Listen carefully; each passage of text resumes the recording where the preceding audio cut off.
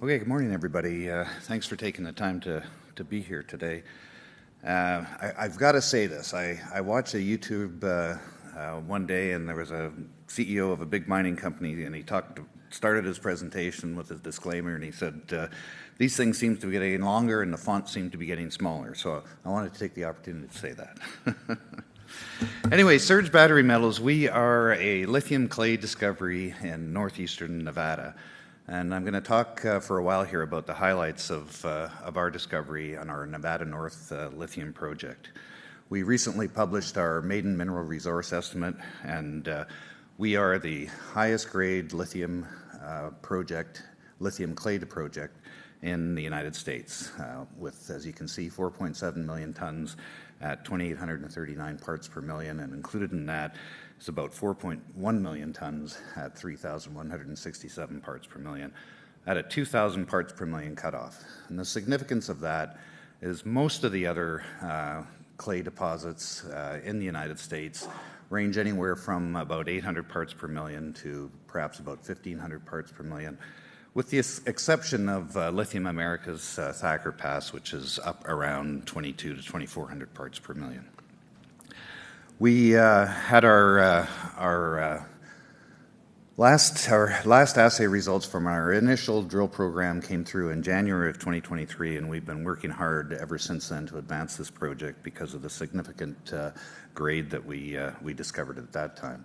The other key to this project is that our lithium is near surface. It starts at about 30 feet from surface and goes down to about 350, 400 feet.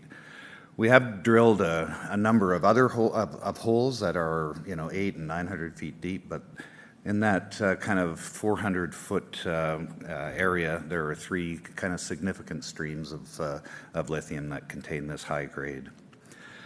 In our company, we've got a number of folks that were involved in a company called Millennial Lithium, which was a lithium brine project in Argentina that they had sold to Lithium Americas, and we were happy to kind of get them involved in our project about a year ago. So it's great to get that lithium expertise involved in an early stage company like ours. We've moved forward and are in the process of doing metallurgical work. One of our board members that came on with the Millennial Lithium Group is a fellow named Vijay Mehta, and if you Google Vijay, he's a world-renowned lithium process expert. And so the first pass at our metallurgical work, we produced lithium carbonate with a purity of greater than 99%. So we're at the second pass now. We're looking to achieve battery grade at 99.9%. We are currently in the process of procurement for an engineering firm to develop a preliminary economic assessment for us by the end of the year. We're starting another drill program in about a month, and we expect that we'll add, of course, to the size of our resource, and there's a significant chance that we might actually even upgrade the grade. In November of 2023, we applied for our exploration plan of operations with the Bureau of Land Management. So we have done all of this drilling and all this work and came to all these conclusions within a 5-acre disturbance. And so we have applied for a 250-acre disturbance, which will allow us to drill out a resource in 2025. So we're well financed now into 2025. Our geology, although the formation is not similar, our geology is similar to Lithium Americas Thacker Pass deposit, which is about 180 miles to the west of us.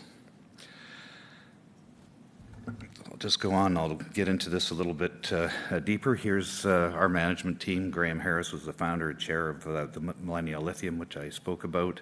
I've got myself there. Ted O'Connor is director of our company. We have an investor, a 9% investor in our company of American Lithium. Vijay Mehta, our chemical engineer, Ian Scarr, and of course our founding geologist. I talked about the high grade and our proven lithium team.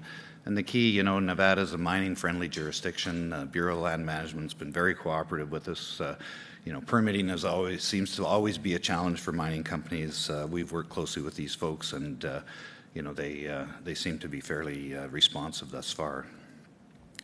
There we are up in the northeast corner, the right-hand corner of Nevada. You can see the Thacker Pass, again 180 miles to the west of us, Las Vegas down in the south, Reno in the southwest, and the Tonopah area and Clayton Valley. So that's just giving you some metrics as to where we are.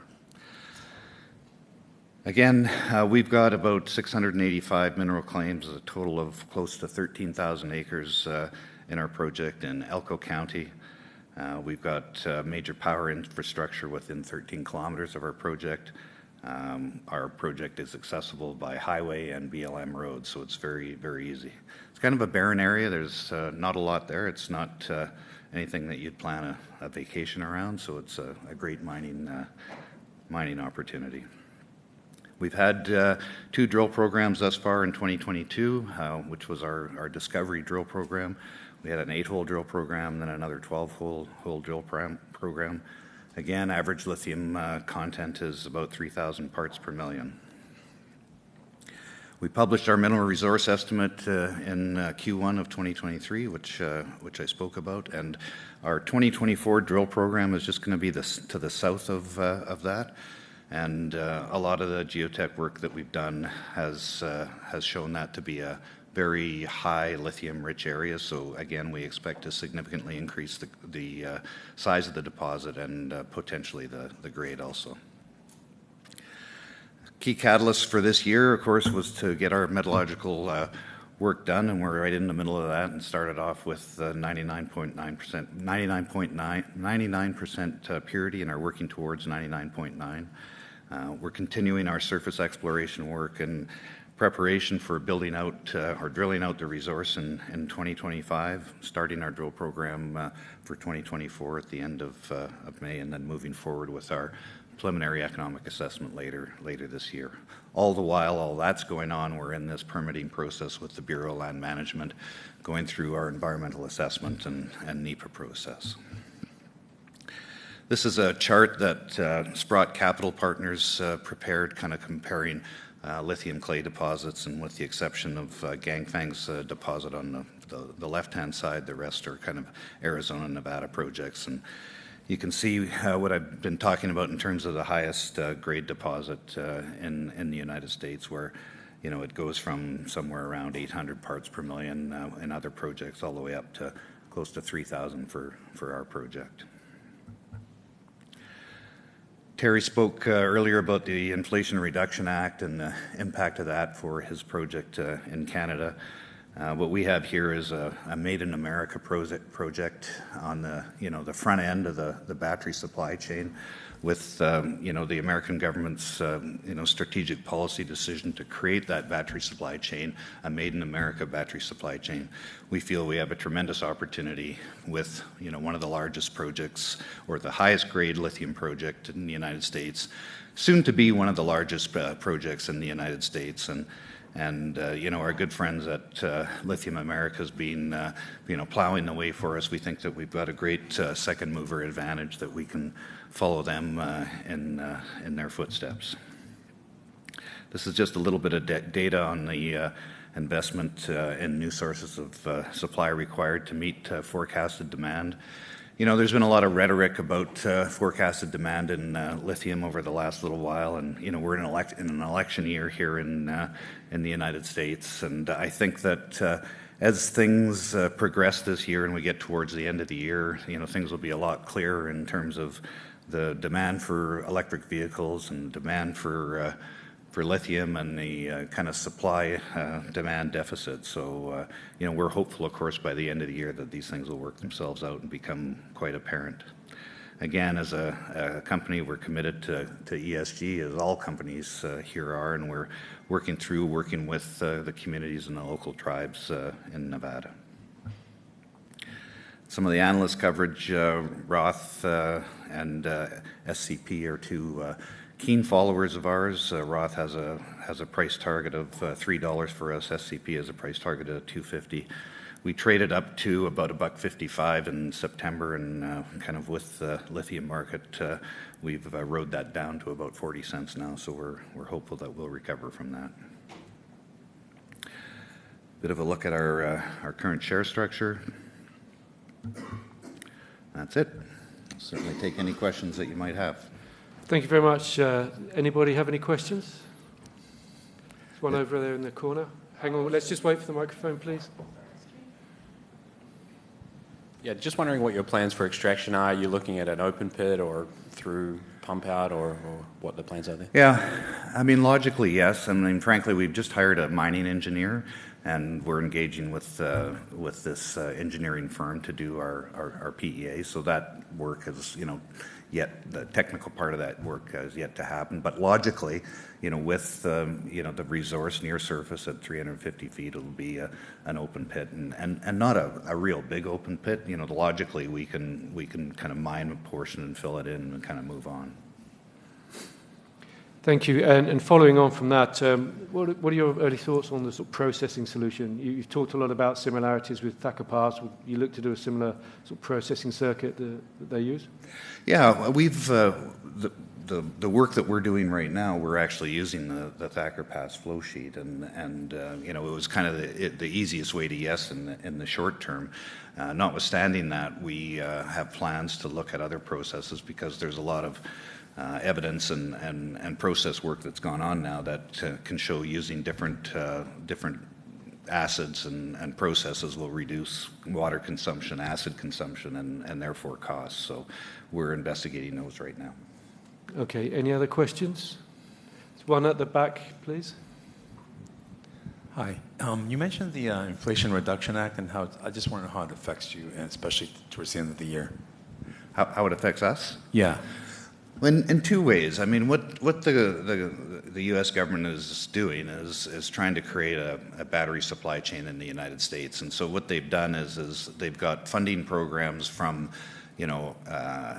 processing and mine development all the way to retail discounts on purchases of electric vehicles. So in the United States, you can get a $7,500 U.S. credit on the purchase of your EV if it's got made in America components. So that's kind of creating the demand. And then on the other side, there's DOD funding for kind of experimental process work. There is DOE funding for building infrastructure above the ground. So, and everything in between. Thank you. We've got about, let's say, 6 lithium projects from Nevada on the program this morning. What's the sort of social feeling in the state? Is there a feeling that, all good, great, more the merrier? Is there a concern that perhaps there's going to be too much lithium development? Yeah, we've had a lot of discussions, and I personally met with folks in the community as well as some of the local tribes. And I would say in our area, it's pretty remote. We're about 50 miles from Elko itself, and then probably in around that area, there's a large truck stop, and not much there. I think the sentiment from the tribes was, they were very happy that we came to see them early on and started discussions with them. We introduced ourselves and the project to them, and so they were happy with that. They're obviously concerned about opportunities for their own economic development and participating with us on that.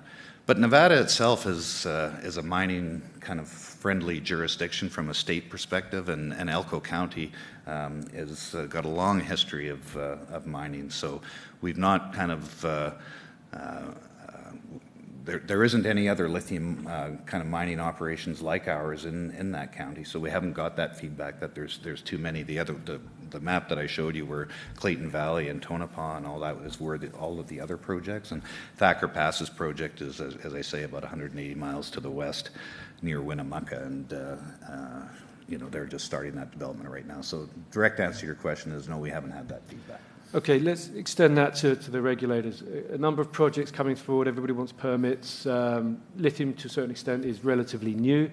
So how do you see the institutional capacity of the regulators in state and the federal agencies? That's a good question. I mean, we've had positive interactions. The Wells BLM office is the office that we deal with, which is, the kind of large truck stop town that I spoke about, and they've been very good. The concern that we have is, of course, that they've never had a project like this, and they are taking their time and crossing all the I's and dotting all the T's, or dotting all the I's and crossing all the T's to get things done. And we've seen some resource challenges on their side where they have timelines to get back to us and have a hard time meeting those timelines because, their water guy quit and went somewhere else or something like that, and they haven't been able to find one. So I think that is a real concern going forward. But, they're a large organization, and they can look at other areas of their operations to get resources should they need us. They've assured us of that. In terms of our plan of operations permit, we met with them a few weeks ago to go over the timelines and everything, and they actually think that they can beat the timelines that we have, and we're happy with that type of response, but we'll wait and see. Okay, well, let's hope so. Greg, thank you very much. You're welcome. Thanks.